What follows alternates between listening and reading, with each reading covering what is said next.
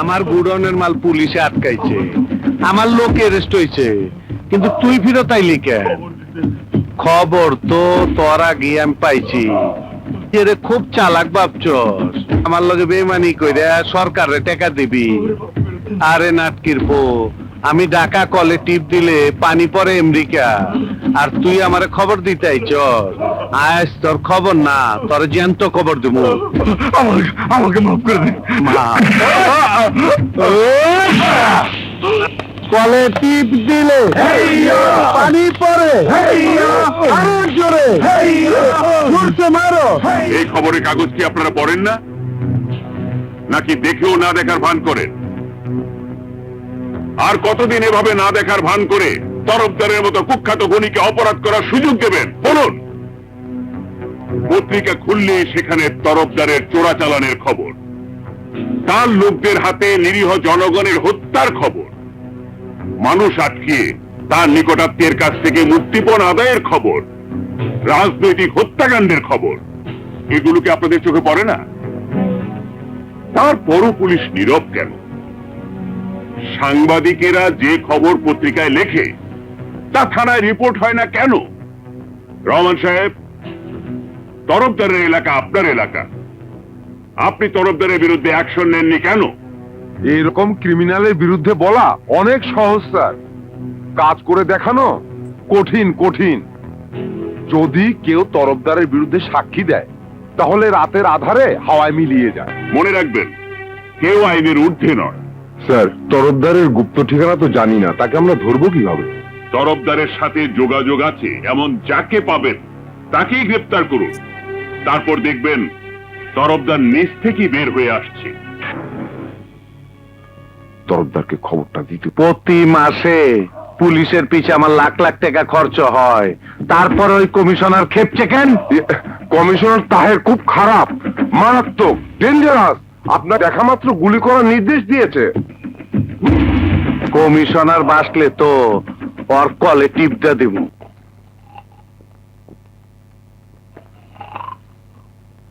কুকরুকু, good morning, আসসালামু আলাইকুম। আপনার জন্য অপেক্ষা করতে করতে আমার নিজেরই ঘুমে ধরে গেছে।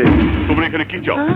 আপনি অর্ডার দিচ্ছেন আমার দেখা মাত্রই গুলি করা, তাই আমি নিজে আপনার কাছে স্যালেন্ডার করতে চাই। বাড়িতে জোর করে ঢুকে এটা কোন ধরনের সারেন্ডার?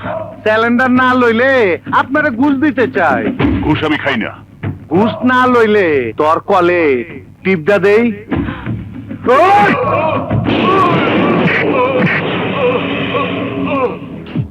তাহের ভাই মারা গেছেন, আমি আসবো না? তাহের ভাই বড় ভালো লোক ছিলেন। থামুন, আর অভিনয় করতে হবে না। তাহের ভাইয়ের হত্যাকারীদের কারা প্রোটেকশন দিচ্ছে তা আমরা জানি। কি বলছেন? বলতে চাই, সারা ঢাকা শহর জানে তরফদার পুলিশ কমিশনারকে প্রকাশ্য দিবালোকে খুন করেছে। আর আর আপনি জানেন না। তাহের ভাইয়ের লাশের সামনে এসব কথা বলা কি ঠিক হচ্ছে? হ্যাঁ, সত্য কথা বলার সময় নেই। আমরা সবাই জানি কুখ্যাত খুনি তরফদার আপনার ছত্রছায়ায় একটার পর একটা খুন করে যাচ্ছে। অথচ অথচ অথচ আপনার কারণে পুলিশ তাকে গ্রেফতার করতে পারছে না। আমার নামে মিথ্যে অপবাদ দিচ্ছেন। আমি মিথ্যা অপবাদ দিচ্ছি না, যা সত্য তাই বলছি। খুনিকে প্রশ্রয় দেওয়া মানে আপনি একজন খুনি। মুখ সামলে কথা বলবেন। কেন এত জনগণের সামনে আপনি ভালো মানুষ সাজার চেষ্টা করছেন? আপনার আপনার মুখোশ আমি খুলে দেব। জনগণের সাথে ধোঁকা দেওয়া চলবে না, চলবে না, চলবে না। আর একটা কথা বললে আপনাকে আমি কি করবেন? মারবেন? মারুন, আমাকে মেরে প্রমাণ করুন আপনি জনগণের শত্রু। আলম,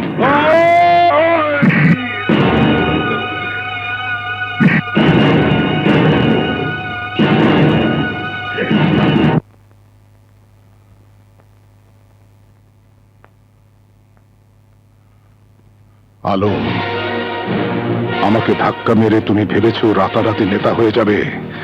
যাবে না। তুমি জানো না তুমি কি করেছো, এবার তুমি জানবে।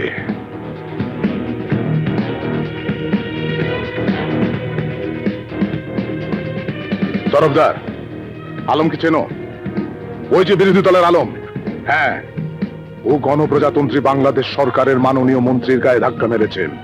আমি চাই তুমি ওকে এমন ভাবে ধাক্কা মারবে যাতে ওর লাশ ওকেও খুঁজে না পায়।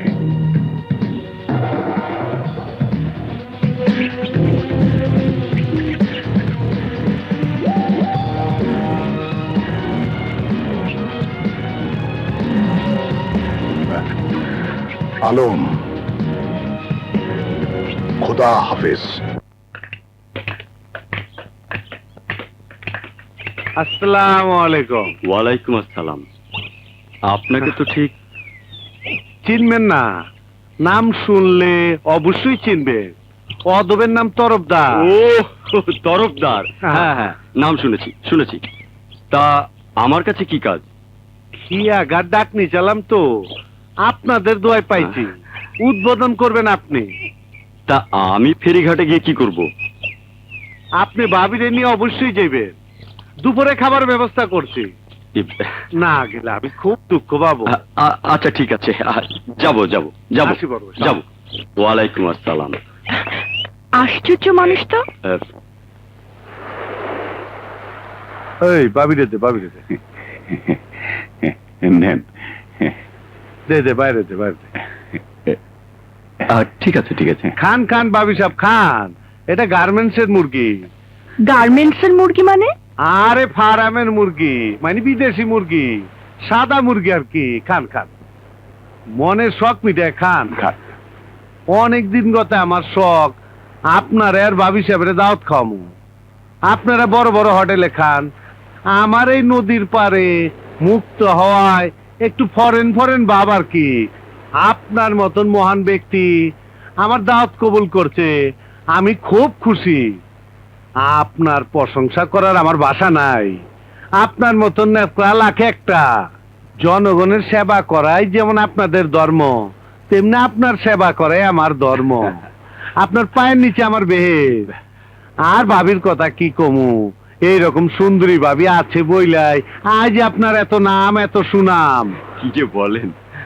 সত্যি ভাবির এখনো যেরকম চেহারা, সিনেমার নায়িকা মৌসুমী শাবনূর ওরা ফেল। ভাবিরে দেখার পর থেকে আমি একদিনও ঘুমাইবার পারিনি। ভাবির চোখে কি যে জাদু আছে, চেহারা এমনই, তাকাইলে চোখ ফিরানো যায় না। আর ফিগার ভাবির ফিগারের দিক তাকাইলে আমার মাথা গরম হয়ে যায়। এসব কি বলছেন আপনি? ভাবিরে আমার খুব পছন্দ হয়েছে। মুখ সামলে কথা বলবেন। মুখ থাকলে সে না মুখ সামলায় কথা কম, আমার তো মুখই নাই। তরফদার সাহেব, জনপ্রতিনিধিকে এভাবে অপমানটা ঠিক হচ্ছে না। আরে অপমানের দেখছেন কি, মাত্র শুরু। আপনার একটা জঘন্য ভাষায় একটা গালি দিতে চাই না। আপনারা নেতা মানুষ, আপনারা গালি দেবো না।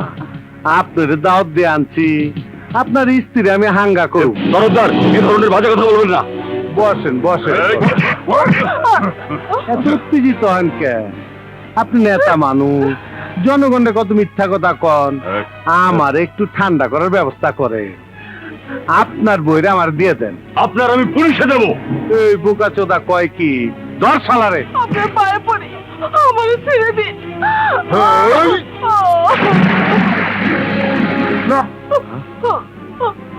এই আরে ধর, আমি বুইরারে সাইজ করে আহি। আসসালামু আলাইকুম স্যার। ওয়ালাইকুম আসসালাম। স্যার আপনি যা দেখছেন সব বুইলা যান। না না, না না করেন না স্যার, আমি কোনো কামে সাক্ষী রাখি না। শুধু আপনারে ছাইরা দিচ্ছি। আপনার আড্ডারে কুলিগিরি করছে অনেকদিন। আপনি খুব ভালো মানুষ, তাই আপনার সাবধান করে দিচ্ছি। যদি বেশি তেরিবেরি করেন তাইলে আমার কলের নাম তো শুনছে। আমার কলে টিপ দিলে পানির বদলে গুলি বের হয়। না না, আমি কিচ্ছু দেখিনি। আমি কিচ্ছু বলবো না। আমি কিচ্ছু বলবো না। আমি কিছু বলবো না। শালা শিক্ষিত বোকা।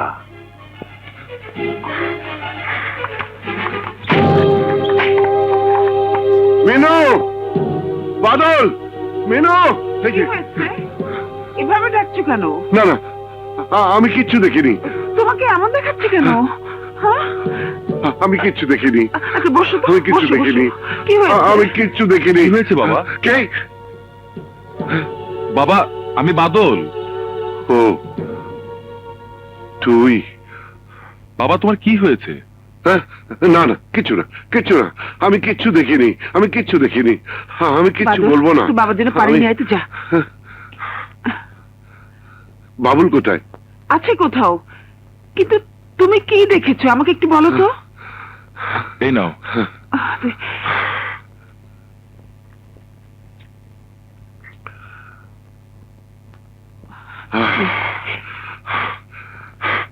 প্রাইভেট পড়িয়ে ফেরার পথে কে কে কে দরজায়? বাদল, বাদল দরজায় কে? আমি কিচ্ছু দেখিনি, আমি কিচ্ছু দেখিনি। দাঁড়াও বাবা, আমি দেখি। খবরদার, খবরদার, কেউ দরজা খুলতে যাবে না, কেউ দরজা খুলবে না। কি বলছো পাগলের মতো? দরজা খুলবো না কেন? কে এলো দেখো না না। মেনু, না না মেনু, দাঁড়াও, মেনু, আমি খুলছি। দরজা খুলো না মেনু। কি ব্যাপার, এতক্ষণ ধরে দরজা ধাক্কাচ্ছি, খুলছো না কেন? কি হয়েছে? কেন খুলবে, কেন খুলবে? সারাদিন কোথায় টোটো করে ঘুরে বেড়াস, তোদের চিন্তা আমার ঘুম হয় না। পড়াশোনাটা ভালোভাবে করলি না, বছর বছর পরীক্ষা দিয়েও ম্যাট্রিকটা পাস করতে পারলি না। কি করিস, কোথায় যাস, ঘরে কিচ্ছু বলে যাস না। দেশের কি অবস্থা জানিস? হ্যাঁ, যে কোনো মুহূর্তে যে কোনো দুর্ঘটনা ঘটে যেতে পারে। তোমার আবার কি হয়েছে? খেপছো কেন? তোকে নিয়ে খেপেছি। ঘর থেকে ডেকে নিয়ে মানুষ খুন করছে, মিছিলের মাঝে গুলি চলছে, বোমাবাজি হচ্ছে। কোনো কিছু দেখে ফেললে নিজের জীবন দিতে হচ্ছে। জানমালের কোনো নিরাপত্তা এই দেশে নেই, আর সারাদিন তুই বাইরে বাইরে ঘুরে বেড়াচ্ছিস। তোকে নিয়ে কি করবো বলতো? কিছু একটা করতে বললেও করবি না, ছোট চাকরিও করবি না। তোকে নিয়ে আমি কি করবো বল? আমাকে বলো কেন? তোমার এই পোলা তো ডিগ্রি পাশ করে বেকার, আমি তাও তো ভালো আছি, পড়াশোনা করে নেই, আর চাকরি পা কোনো টেনশনও নাই। তাহলে কি করবি? কেন? ব্যবসা করবো, স্বাধীন ব্যবসা। ব্যবসা করবি? টাকা আসবে কোত্থেকে? সেই জন্য তো কিছু করতে পারছি না। তাছাড়া কি গাড়ি চলে? তোর হাতে টাকা দিলে তো দুদিনই সব উড়িয়ে দিবি। কোন শালা বলেছে? বাইরে গিয়ে যত পারিস গালাগালি করিস, ঘরে এসব বাজে কথা বললে তোকে আমি জুতো পেটা করবো। দূর তারিকা, আজও শালা কপালটাই খারাপ। জায়গা মা, ফির তোমার রাত হবে, এই দরজাটা খোলা রেখো। এই, কেউ তোর হুকুমের চাকর না। 10টার মধ্যে বাড়িতে না ফিরলে আমার বাড়ির দরজা তোর জন্য বন্ধ হয়ে যাবে।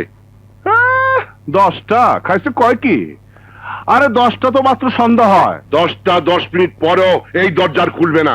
হ্যাঁ, ভাইয়া তুমি জানালাটা খোলা রেখো, আজও জানালা দিয়ে ঢুকবো। দেখলে, দেখলে